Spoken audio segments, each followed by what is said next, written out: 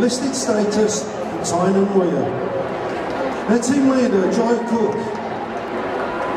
Daniel Surtees with Lyra Crufts Charles. John Holmes with Moss, a Border Collie.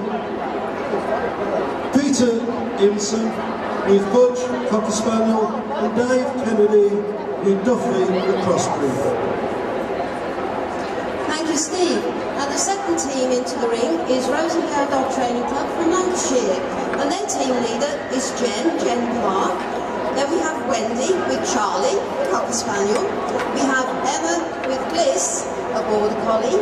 We have Karen with Guy, the English Springer Spaniel. And then Anne with Lucy, a Bedlington Terrier.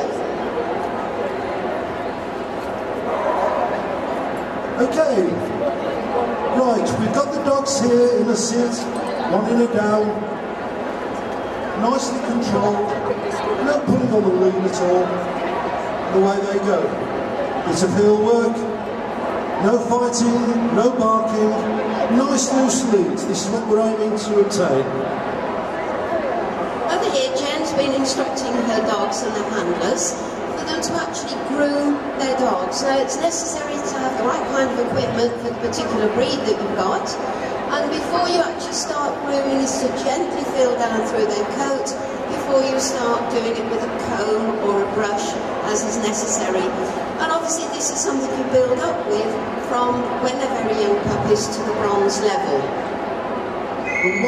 One of the things to enable you to pass the bronze is responsible ownership. And that means if you're out with your dog and your dog has an accident, you clean it up and dispose of it in the correct manner. Can we have a demonstration, please? Here's what you made earlier. So the dog's had an accident. He takes the bag, which every dog handler should have, puts the dog nicely controlled. Quite curious as to what it is. I didn't do it, dead honest. So he put his hand in the bag, place the bag over the offending item, pull the item backwards into the bag, and then dispose of it in a proper manner in a dog bin. Over here, Jen is checking collar and leads. First of all, it's very important that the collar fits properly, that you can just about slip 2 fingers underneath the collar so that it's not too loose. But on that collar, it is the law that you have on it an ID disc. And on that disc should be the owner's name and the owner's address.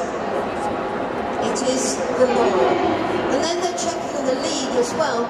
Leads get chewed, and also obviously the stitching becomes weak. So it's important that you regularly, as a dog owner, check that the lead is not going to break. These are all nice new long leads, but you must check the lead and that your dog has its ID disc on its collar at all times.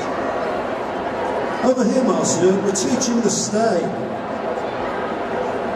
So the dogs by the side of the handler, use your hand if you want to emphasise. Do not go too far away, just to the end of the lead. As the confidence grows of the handler and the dog, then you can move further away. Notice these dogs are not threatened at all as the handler moves. Over here we're doing a recall to handler. Most important, isn't it, when you're in the park, you call your dog and it returns to you. Here they're starting with leaving the dog a little way away, plenty of excitement here.